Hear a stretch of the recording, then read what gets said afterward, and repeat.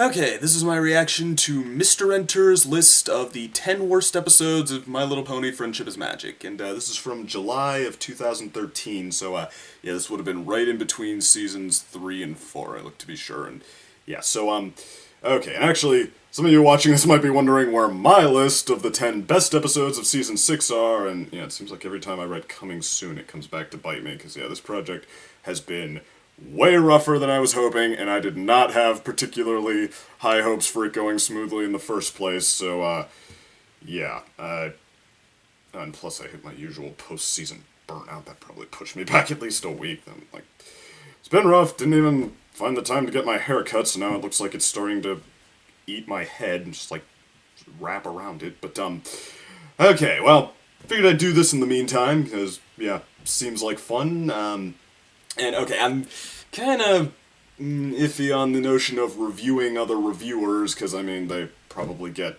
all the contention they need from the people who watch their stuff. I mean, it's kind of in the nature of reviewing, but, yeah, I mean, this is a pretty popular video, so, I mean, people probably would be interested in seeing, yeah, how other people react to it, so I thought it'd be worth it. And, I mean, I bicker with people a lot in the podcasts and stuff I do, so I mean, I figured I'd just try to make this more like this, just totally just for fun, should not be taken in any way as a denouncement of Mr. Enter, who I know very little about, watched occasionally. I mean, he seems fine, but, okay, so, yeah, and if I do say, where I agree or disagree, I mean, I'm just gonna try to talk about, like, where that's coming from, as far as I'm concerned, just, like, what the difference in opinion is, not try to, like, yeah, break him down, say, yeah, this is my reaction, this is not a review of him, like I said, and I mean, I'm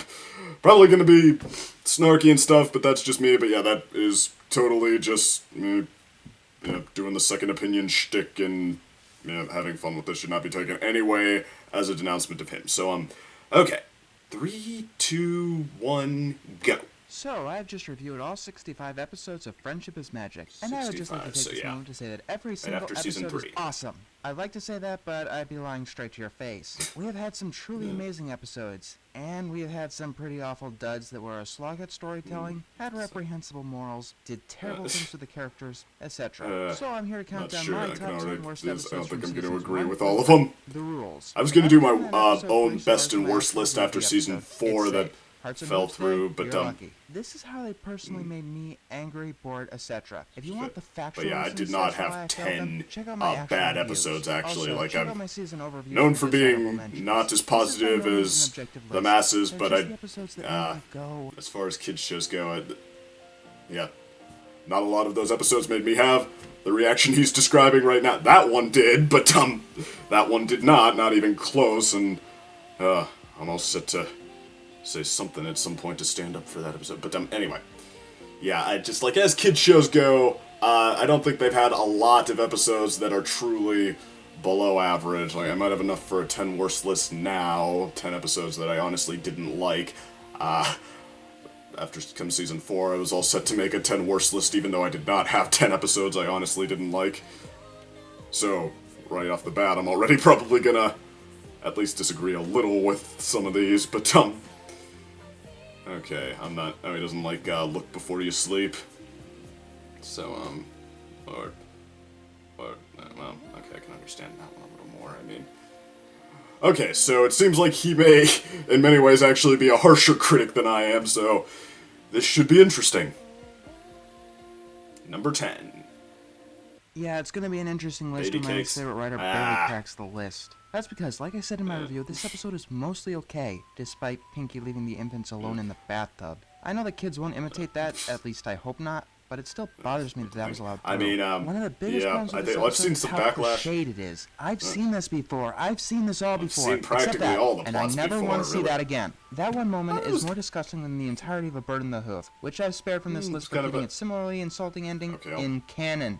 Yeah, the reason this episode lands on the list is the last 5 minutes. But no, I mean, you don't often see dads being, like, good dads changing diapers and having it not played for comedy. I thought that was kind of nice. You should know that infant ponies cannot fly, and do magic better than experts. Blah, blah, blah, blah, bullshit. Charlotte Fullerton, if you're going to keep writing for the show, actually start watching some goddamn episodes. Oh wait, you must have, because this episode rips off the plot from Stairmaster. Not only is it disgusting, insulting, and cliched, it's also redundant. Charlotte Fullerton, why are you ripping off the only writer on the show that's debatably worse than you? I mean, if you're gonna rip someone off, rip off Emily Larson or Cindy Mauer, or even Amy King Rogers. Or if you're gonna rip someone off, actually do a better job than they did. I mean, set up maybe you could argue it's a rip-off.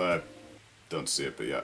He did Hey, Look Before You Sleep. Again. No, she won't take up the entire list. She didn't write enough episodes to. So let's talk about Look Before You Sleep for like the third time. Yeah, I'm pretty tired of talking about this episode considering I've reviewed it twice now. Or 3 times if you count Sleepless in that much. By the way, that's how you do it, Charlotte. I don't even know what to say about this one. I mean, I could talk about how childish Rarity and Applejack were acting, in more ways than one, but I already did that. I could talk about how unbelievably stupid Twilight behaved the whole episode, but once again, I already did that. I could talk about how incredibly forced the plot was, but you get the point. Seriously though, you could see that they didn't want a slumber party. And you too! Why didn't you tell her that you didn't want a slumber party? More importantly, why did you go along with it? The only thing ever explained is why Spike isn't in the episode, instead of explaining why antisocial Twilight wanted a slumber party, or once again why Applejack and Rarity actually went along with it. Events had led them to do.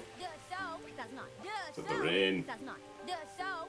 I mean, yeah, that's what part of what we liked about them. They had moments of immaturity, of, the people arguing in the commercial were 5 years old. You know, not successful business owners. I've repeatedly heard the excuse that was to make it obvious that they were behaving childishly. Your farm and there's a huge difference between acting childishly and actually acting like a child. Rainbow Dash was acting childishly in Fall Weather Friends when she assumed Applejack was cheating. But it was believable, in character, and at no point did she spout this miserable excuse for dialogue. But I could forgive this. I could forgive the out-of-character behavior, the point of that was to emphasize that they were being silly, dialogue, if it wasn't so ungodly boring. I don't know if it was supposed to be funny that Twilight couldn't notice what was directly in front of her, but it came off as infuriating. I thought it played the characters pretty well. And fighting, but she doesn't. Isn't that hilarious? No, it's not. I mean, granted, they did have a couple of, like, cliche moments playing up what opposites they were, but, nah, it's okay. It seems like he's really particular about how he thinks the characters should be portrayed. It's not this one that comes to mind, and we'll get to that one. But this is a pretty damn good candidate. I say no one cared because the point of the episode was that Spike got jealous because he thought Owlicious was taking all of his work. Twilight comes up with the excuse that she needed the extra help at night, which would be fine and good, except almost the entire episode takes place during the day. There was not one time that Twilight asked for the owl's help during the night. I mean, this is a good choice. I think this would have made my list after season 4. Spike suffers abuse throughout the whole episode.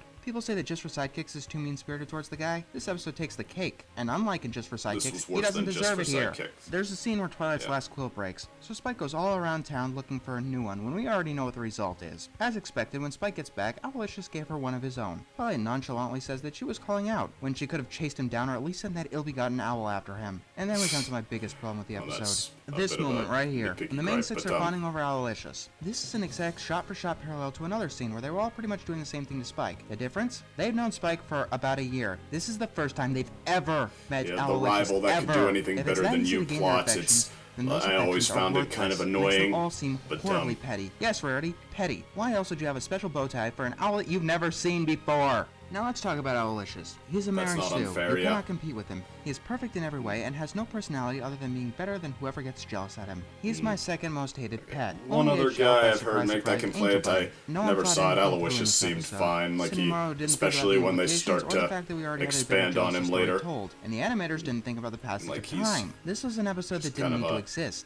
And next we move on to an episode that shouldn't have existed. Soft-spoken guy, but I mean, like, the only way I could see the Mary Sue complaints is that he does the tasks better than Spike, and that's just a rival that can do anything better than out of every episode of the show, this is the only one I believe does not deserve to exist. As in, it should have been cut out in the pre-planning process. Its plot has been done 3 times before. The problem is we've seen episodes that are real examples of that now, where filler. It's the already been chewed gum of MLP episodes, if you will. It's hard to get mad at this episode. I did have a pick for which episode is the already chewed gum. No, I'm not by season 4, and it wasn't this one. Peter Rogers for writing it, and I'm using writing in an I don't know. This was like the first one to kind of angrier than anything else on the writer's part is laziness. Apple Bloom, or like take Apple Bloom. The next step. Okay, what happens when she finally gets fed up with it? The definition of plot is not stuff happens. I would say stuff happens is the definition of the cutie pox, but when it comes right down to it, nothing really does happen. I think cutie pox had a reason to exist, like explored the wish fulfillment of Apple Bloom getting it, and like how that's as far as I'm concerned, this episode not worth trying to force it, and then just getting to see her like feel the joy for at least a little bit of Yep, getting it and it being awesome, yep, but it makes everyone's worst list, including mine. Where do I begin with this one? Well, let's start with what everyone thinks of first when they think of the showstoppers. The horribly off-key, ear-bleeding song is actually not that bad. Yeah, fantastic, I kinda actually like the song. Sure, it's off-key, but it's not that bad. The lyrics are still admirable, and I've certainly heard worse. No, what lands this episode on my worst list is literally everything else. Specifically, this episode is on the worst list because it's one of the few episodes that fails so hard, it actively makes other episodes worse. About 3 minutes in, it reveals the talents of the CMC. Then the rest of the episode goes on shoving it in our faces. I feel like I'm being elbowed by Cindy Morrow as she's saying, haha, they're stupid! Get the joke? Yeah, Cindy, I get the joke. And it's not funny. It was never funny. In fact, well, I mean, granted, I hate jokes like that, dude. Get it? And they're that stupid. Joke taints other episodes. They're looking for their talents in the Cutie Pox, but Showstoppers already revealed what they are. They're looking for their talents in the Cutemark Chronicles, but Showstoppers already revealed what they are. They're looking for their talents in Ponyville Confidential, but Showstoppers already revealed what they are. Going about it in the wrong way, and granted, I will agree that they didn't squeeze the most out of that, but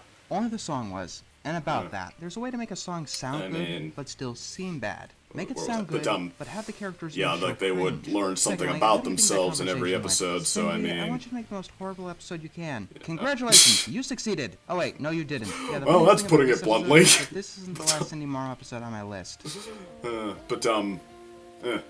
I mean, not the greatest, but I liked it just fine. Why don't I like Charlotte Fullerton? I should make this abundantly clear. In her episodes, the plot dictates logic. Things don't need to have a reason to happen, they just do. She likes to shoehorn in characters or conflicts to get whatever half-assed ending she wants. And the worst part is, she doesn't even try to hide it. I think she thinks it's funny, and when you boil all of her episodes down to their essence, you get May the Best Pet win. Yeah, I'm just gonna put this tortoise here for no reason, and I'm gonna have him be Rainbow Dash's pet beyond all logic. And you're just gonna have to deal with it. Yeah, I could put whatever half-assed plot in front of you, and you'll buy it as long as I'm not Meriwether Williams, so screw you. I'm going for 3. No, Charlotte, she has to make more effort than that. Never before has the show felt more like a toy commercial. Not only is the plot predictable, but it's blatantly predictable. It knows it already has the pets. If you're gonna accuse something of being a toy commercial, how this episode makes me feel. You could at least try to hide the end result. Even hiding it half-assed is better than not hiding it at all. And you didn't have to make everyone so goddamn unlikable. What, are you kidding me?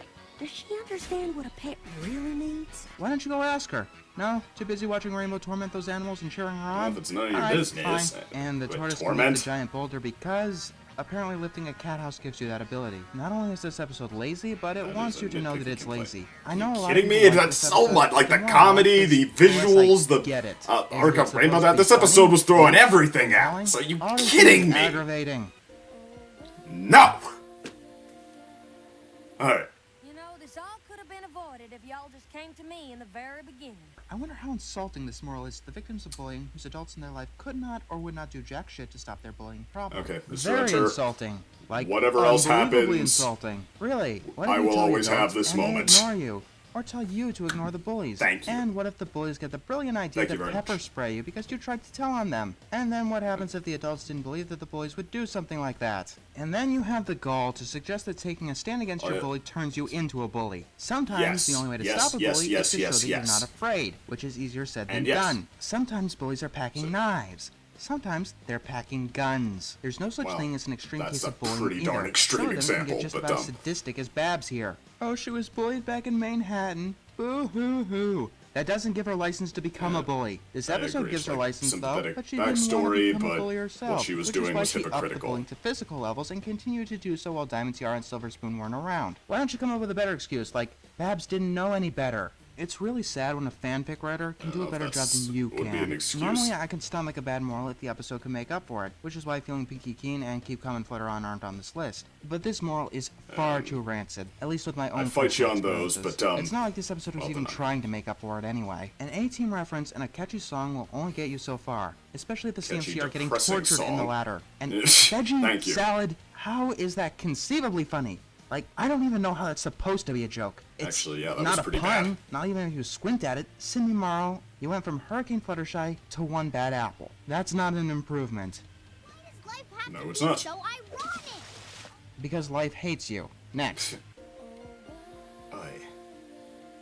Thank you very much. Every show usually has at least one episode that does absolutely nothing right. Friendship is Magic is lucky. They got theirs out of the way fairly early. In Ghostbusters, every single joke falls flat. The plot is so paper thin, being bolstered by a subplot that amounts to Spike trying to get toy off her ass and show up Trixie. Yes, the characters. Every single goddamn one is annoying and reprehensible. Trixie, a traveling performer, comes to Ponyville to do magic tricks. Yay, Trixie, you can do magic. So can 1/3 of the population. True, some unicorns are more powerful than others, but Trixie's tricks didn't seem all that impressive, even back then. Even so, she didn't deserve to be heckled like she did by Rainbow, Rarity, and Applejack. Our heroes, everyone! Rainbow is the last pony who should be complaining about anyone being allowed now. In your face and why the hell obnoxious, do Rarity and Applejack care about Trixie's performance? She's a performer! It's what she's supposed to do. That's her job. She's supposed to embellish her talents, and if you don't like the show, just leave. Seriously, it's not like Trixie's restraining you guys, you know, until you try to show up the show-off by being a bigger show-off. Then we get to Spike at his most punchable, his worst appearance ever, bar none. All of his dialogue amounts to do it, Twilight, in the most annoying, obnoxious voice possible. And he never shuts up. Twilight, once again, can get someone to shut up, doesn't. She's afraid of her friends hating her if she tries to show off her talents. And for all she knows, she could be right. Rainbow, Rarity, and Applejack had no real reason to hate Trixie. Then there's Tweedledee and Tweedledum. Take a good long look at your legacy, Chris Savino. Yeah. This is your impact on the show. This is what you have contributed. Well, some actually, of the most annoying characters in would go on to history who have get people to like him. No redeeming value. Here's some advice for you, Chris. They were also funny in Rainbow Rocks. Dipshits aren't funny.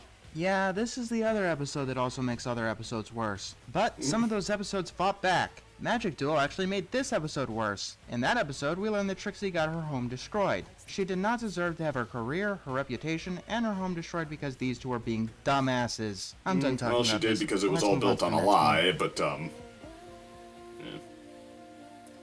But yeah. It's not truly a worst episode list without at least one Meriwether Williams episode, is it? I originally said that Dragon Quest was an insult to everything that the show stands for. I didn't like Dragon Quest very much, even less than this episode hates what the show stands for and wants to fervently go against it. Ha ha, Spike is doing something feminine. He's not a real dragon. Every pony mock him. Act like other dragons? Oh, not even close. But why would you want to, Spike? How the fuck did a line like that pass through the censors? Of course, that's nothing compared to the fact that the episode wants to teach that message. Spike, you're a dragon, and you should be ashamed for being a dragon. Each and every one of them is brutish. They do stupid things. They steal. They vandalize. They have no regards for life. You should be more like ponies. They're perfection compared to dragons. They took you in, so you should be indebted to them and serve them for the rest of your life. Spike has absolutely no respect for ponies, but that's okay. At least they're not dragons. See where I'm going with this? I'm honestly surprised why more bronies don't hate this episode. This episode actually deserves Meriwether's treatment and reception. Yes, I do mean that. I already said that this episode was beaten by Gravity Falls. Do you know what else this episode was beaten by? G1. Not kidding. There, Spike learned that just as there are different types of ponies, there could be different kinds of dragons, and that one group doesn't represent a whole. You know, unlike in this episode, where it's to be assumed that all dragons are like that. Besides that, there really isn't much to say. The intro is terrible, putting Rainbow Dash on the right just to beat her up. The plot is predictable. We knew that Spike wasn't leaving forever. It's also contrived. Twilight, you don't know anything about creatures that migrate over your house, except for their migration patterns, apparently. This is one of two episodes that actually fall into the hate category for me. And if you watch my reviews, you already know what the other one is. But, okay. Yeah, like, even if you don't go for the prejudice complaint...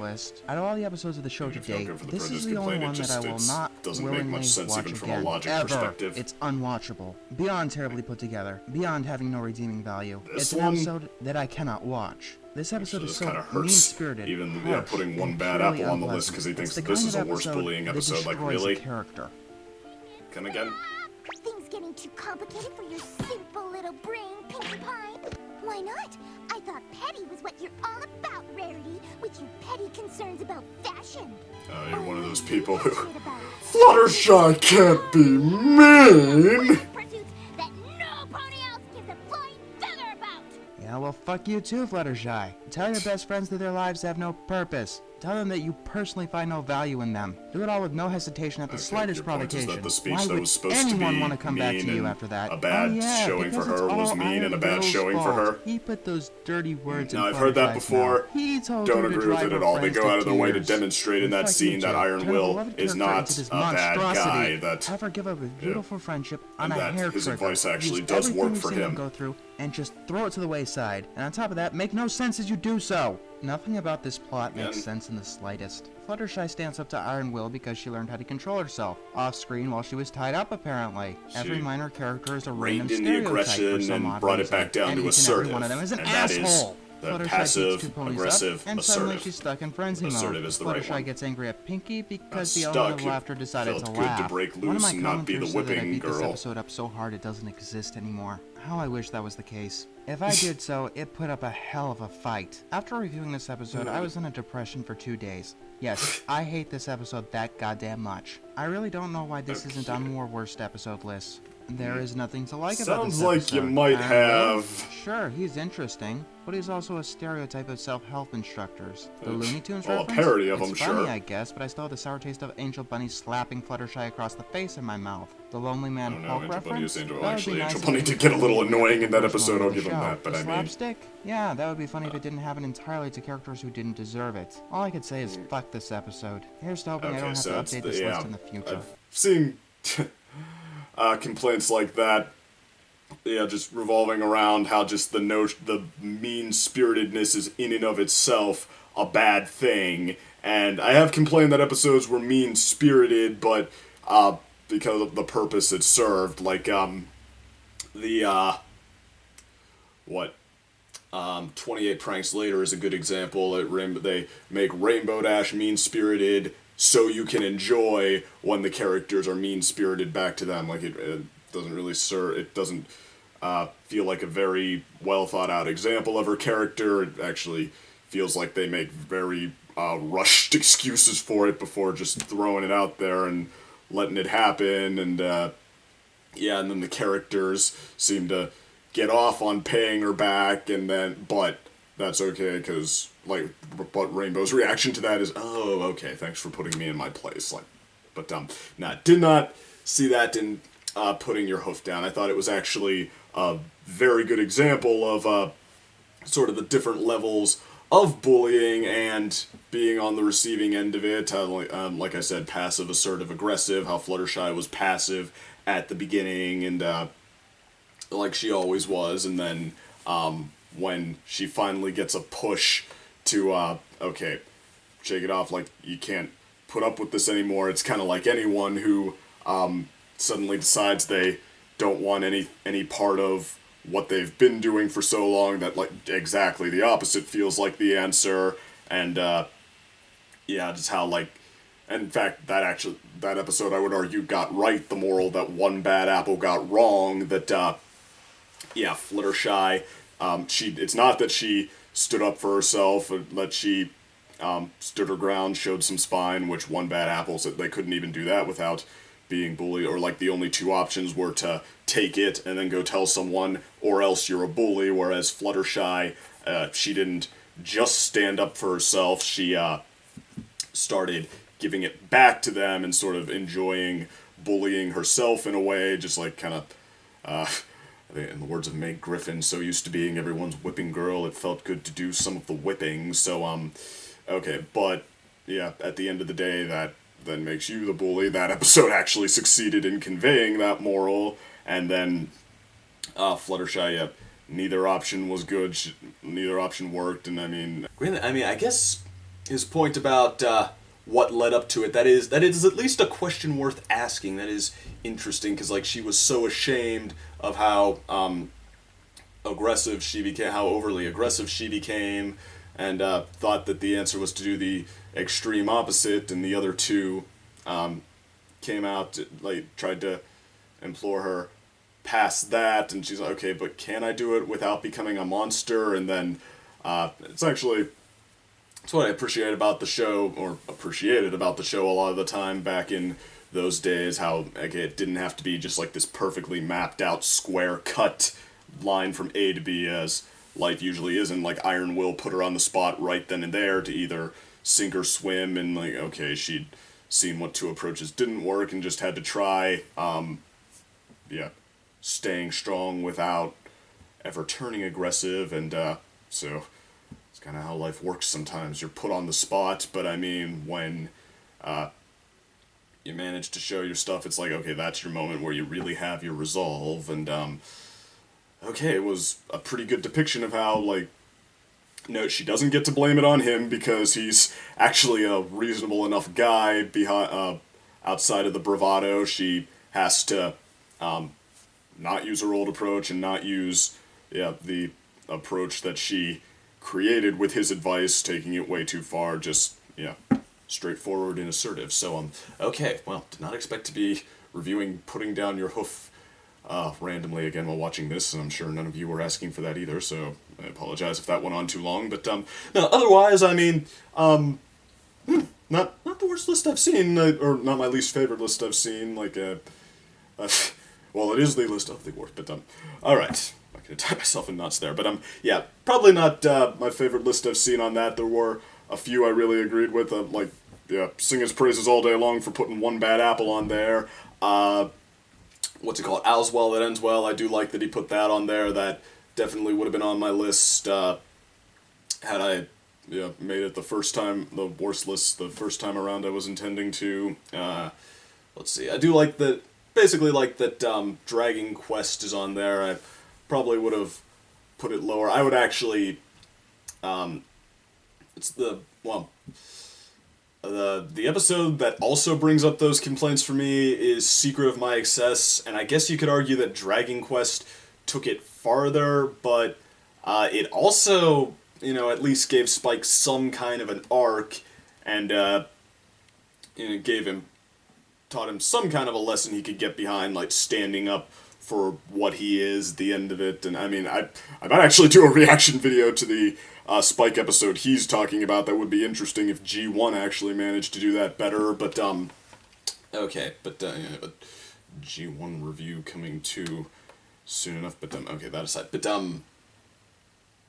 by which I mean a crossover, actually reviewing the episodes, not just reacting to them, but okay, so yeah, might actually lean towards Secret of My Excess of the two. I mean, I don't know if I go straight to thumbs down on either of them, because they have their redeeming factors, but yeah, while some people say including him, say take these complaints to Dragon Quest, Secret of My Excess to me was the one that got it started, and the one that probably gets under my skin more of the two, so okay, there was that. I don't mind that he put Ghostbusters on there, especially for the first 3 seasons. That is a fair choice. It seemed like he referenced Spike at Your Service. That was not one of the that was not one of his choices, unless it's totally slipping my mind. What do we got? I mean, I know he had, I think it was just Dragon Quest and All's Well That Ends Well for Spike episodes, but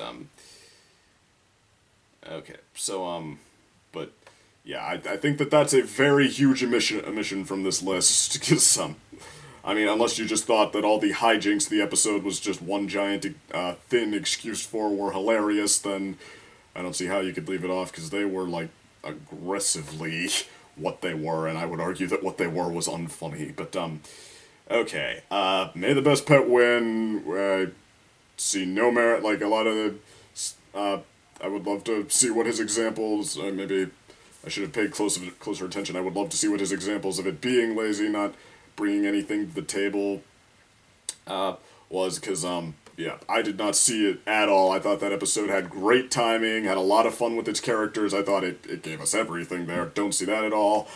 He said tormenting animals at one point, like, and I've heard that complaint exactly in one other place, that Rainbow Dash just tormenting animals, and okay, I'm wondering if that how much that had to do with his reasoning. They volunteered. She straight up says at the beginning, this is going to be like an extreme athletics sort of competition, so if you don't think you can handle that, bow out now. One of them does. The rest go for it, and the talented ones excel just like she planned, or just like she wanted. I mean, yeah, do not see the merit in that complaint, so, okay. I would fight anyone all day long on that one. Also, don't like that he put baby cakes or, yeah, look before you sleep in there. I thought that, and granted, it's been a while since I've seen them, but I place a lot of value in the initial reaction, you know, and, I think however long I've seen those, couple years, I guess, yeah, more time than that has to go by before I decide, well, I'm not the same critic I was then, I'm not sure I can trust my judgment anymore, because the initial context, that's how you were meant to experience an episode, but, no, but, okay, I think I've rewatched Look Before You Sleep since then, I don't know about Baby Cake. Well, I rewatched both of them a couple of times, but, okay, so, anyway, though, yeah, I thought they, were very good at being what they were, and yeah, had a pretty good sense of the characters they were about, and had a lot of fun with the concept, so, okay, don't like those choices, but, alright, but, okay, and, I mean, I meant what I said, though, like, there's not supposed to be some kind of takedown of him, because, I mean, yeah, one of my biggest philosophies on critics, like, that, if you're someone who honestly wants to, like, dismiss other people's reviews and stuff, just say, okay, forget it, I know what I thought, there's no sand in my eyes, I should be the one, okay, well, why, I mean, they would all say that too, why is your word the one that people should take, you know, I mean, you can say that you don't agree, you can try to counter-argue, say, like, contend that you've got, good logic on this one, but I mean, yeah, like, overrated is another word for I'm outnumbered, and I don't like that I'm outnumbered, so I want you to pretend that everyone else doesn't count, but, okay, Cutie Pox and both Cutie Mark Crusaders episodes, well, apart from one bad apple, that is, I mean, I can see, yeah, how people would not like them very much. They were nothing phenomenal, but I mean, I liked them just fine. I wouldn't have put them on the list, but, yeah, I'm not gonna, that's not what I'm gonna lose sleep over, so, okay, what else? Did I forget anything? Nope, I think that's all of them. So, okay, but, I mean, despite of everything, it was entertaining to hear. So it seems like he has a rapid fire style. So I mean, there were points where I felt like, okay, I really gotta shut up and pay attention here. This is coming at you pretty fast. But okay, no, it was. It's always interesting to hear someone else's logic, like, yeah, bounce your thoughts off that. But okay, and I mean, I did appreciate a lot of what he said. I did think, even on the ones some of the ones I didn't agree with, I thought he did have.